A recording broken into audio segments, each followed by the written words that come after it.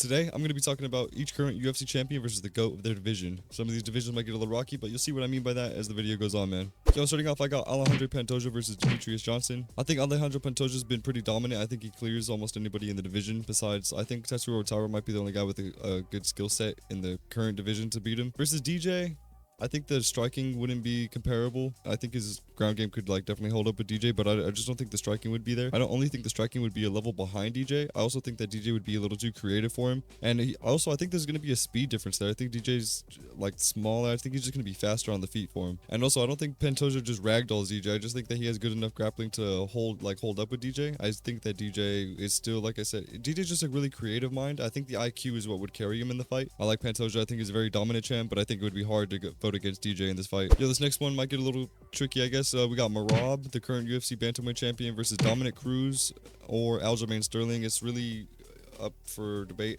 I don't know. I'm just going for the general consensus of who the GOAT is. Most people would obviously say Cruz. I think that's really up for debate, up for personal preference or whatever. Yo, and I actually think it's really safe to say that Merab would just lay and prey on him. I think Merab would just take him down, hold him down for 5 rounds. I don't think that he would want to strike with Dominic Cruz. I don't think Dominic Cruz would be on a different playing field. I just think that he wouldn't want to stand. I think it would be the same thing with Sean O'Malley. Anybody that's good with that distance, anybody that's got a little range on him, anybody that's a good dynamic striker. Yeah, I think Merab's just gonna lay and pray. To be honest, shit, even if you're a guy stocky, short like Peter Yan, if you just got good hands, I think you're just gonna lay and pray or clinch up or shoot 60 plus fucking takedowns. I do think Merab would win. I think Dominic Cruz could hold his own, but also. And I'm not talking about now, I'm talking about Prime Cruz, obviously. I do think this fight could go either way, but I would lean Merab via Mario Batista-ass performance. And then also, if you want to do Merab versus Aljo or something, which we never got that fight, obviously, because of the whole friendship, I would still probably pick Merab. I think Merab gets the better of them in the gym. I think Aljo has better striking, which is fucking funny to say. Aljo's not a striker, but yeah, I still do think Merab has the more aggressive pressure, and I do think that he would just kind of hold him down. I think Aljo could also, get to his back. I think the scrambles would be fucking insane to watch, but I think for the pressure and the size and the strength, I think Merab would just be able to kind of use his weight to his advantage and kind of just hold Aljo where he needs him to and just clinch work Mario Batista-ass performance again. And I know that Merab just had that fun-ass fight with Umar, but bro, that doesn't really change who Merab is. That fight was only fun because Umar started gassing and Merab was throwing up fucking emotes, and I don't know, man. Yo, and actually moving on to the featherweight division, this is what I mean, where it could get kind of tricky because the current UFC champion is Volk. And who's the featherweight GOAT? Well, most people are going to say it's Volk. If you don't want to say it's Volk, though, because he lost to Ilya, and you want to say it's Ilya because of a KO, I don't think Ilya has enough defenses or enough work put into featherweight to become a featherweight GOAT, but considering, his last 2 wins, I mean, it's debatable. Yeah, so if you want to do, Volk versus, Prime Volk when he, won the belt or whatever, then, to be honest, what do you really want me to say? Because it's I think every fighter gets better over time. I mean, the only thing that you can maybe say back then is that he might have had a better chin and a less questionable chin, because if he's even that last fight, bro, he got rocked by Diego Lopez, and back then Volk would just crash in. He'd be able to take anything. He was way more confident in his chin. He was able to get into those firefights with a guy like Max Holloway, who's a volume puncher that would, he would be able to survive too, especially in the first fight. A lot of volume thrown on him. Second fight, a lot of volume thrown on him. In the third fight, obviously he put on a clinic and shit, but if you take that Volk and put him against the Volk now, to be honest, I'd probably take that Volk. I think the technique, and I do think the ground game, especially being with Craig Jones, and after seeing the first Islam fight, I think the ground game might be a little bit more better and tested now, but I think the chin, the power, the striking, and the confidence definitely lies with that old Volk. And then if you want to say current Volk versus Ilia Topuria, bro, I actually love Volkanovski. I would pray to God he somehow flukes a win over Ilia, but I think it goes the exact same way as the first fight, and that's just really fucking sad to say. Yo, moving on to lightweight. UFC 317 just got announced, so that means that Islam Makhachev has now vacated the title. I'm still going to say that he's the champion up until June 28th, and if that's the case, it's going to be Islam Makhachev versus the lightweight GOAT, who again is also Islam Makhachev. Finished Charles, finished Dustin, finished, Moicano, who's not an untested, little kid. Moicano's a good test, good fight, and it's kind of the same thing as like Volk. What do you want me to really say? I think as time goes on, especially with a guy like Islam, I think especially as time has gone on, I think he's only gotten better, especially if you're going to say him now, which I do think is his prime versus, sure, if you want to throw him against the 2022 version where he won the belt, then I really don't think that there's much of a difference. I think the ground game is pretty much the same. I think maybe the striking has gotten a little bit better. And then if you don't want to do Islam versus Islam and you want to do Islam versus Habib, his runner-up, honestly, I would still probably choose Islam. I mean, Habib is obviously his coach, mentor, friend, and everything, but Habib definitely has the more like aggressive. He's like the Marab. He has the more aggressive forward pressure, like especially with wrestling. But if you're gonna compare the striking, if you're gonna compare defensive wrestling, if you're gonna compare creativity too, because I think, like I said, he has that aggressive, like where he just lays and prays, and you know he's got a nasty ground and pound for sure. But that's really all he did. Islam Makhachev actually goes for the finish. He hunts finishes and he'll chain scrambles. He'll get back up. He'll stand back up. He'll strike with a guy like Dustin Poirier. He'll sub a guy like Charles Oliveira and do whatever he damn pleases to a guy like Moicano. Yeah, I mean, I think Islam now versus Islam in 2022 is literally the same guy. And then I think Islam versus Habib, bro, I think Islam takes that. I think the striking is better, and I think maybe everything besides like offensive pressure would lay with Islam. Yo, moving on to the welterweight division, we got JDM versus GSP. This would also be like a good fight, I think, but to be honest, I'm not gonna even waste time. I do think GSP would get this. Let me make a case though for JDM, because I'm not just gonna overlook him after seeing that Bilal fight.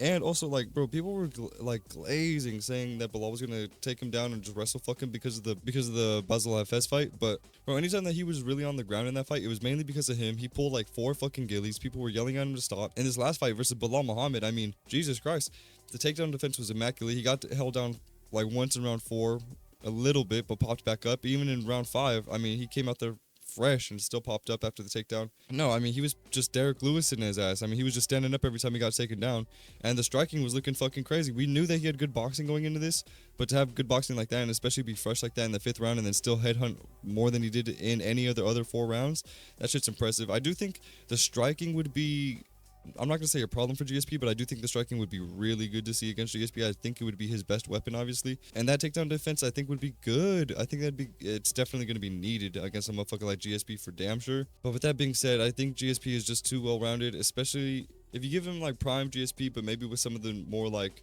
modern MMA techniques. Not techniques, but like if you just gave him time to like understand some of the obviously like newer MMA knowledge that like JDM has, then I think like especially in like the ground game, the the jiu-jitsu world, then I think that JDM could stand a good chance. But I do think that GSP would just take him to a decision.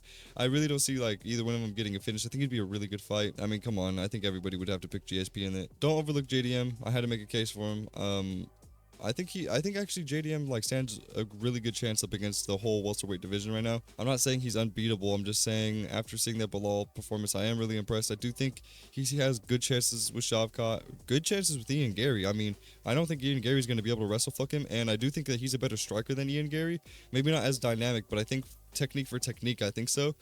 And I think once Ian Gary realizes that, he's going to try to do what he did to MVP, and that's not going to work out for him. And I think JDM is going to get him on the feet.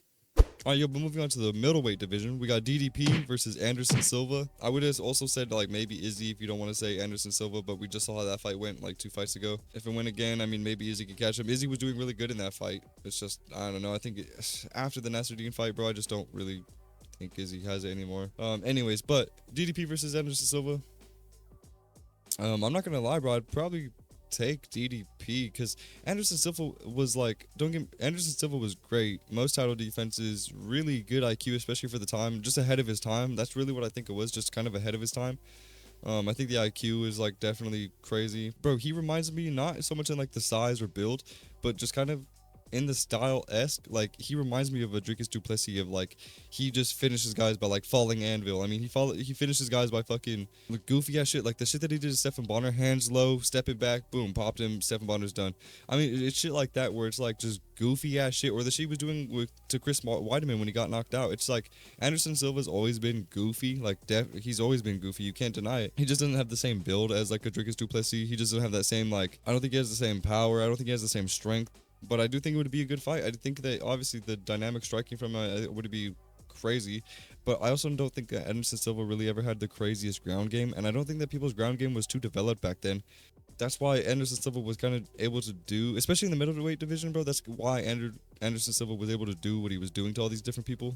That's why he was knocking people out cold left and right, because people's ground game just like definitely was not as developed back then. And that's not to say that DDP is some like ground guru. I just think with the build, the strength, and the modern advancement of MMA knowledge, and especially ground game knowledge, especially, I think that'd be enough to kind of like hold and dominate a guy like Anderson Silva, especially with the build of Dricus du Plessis and the strength.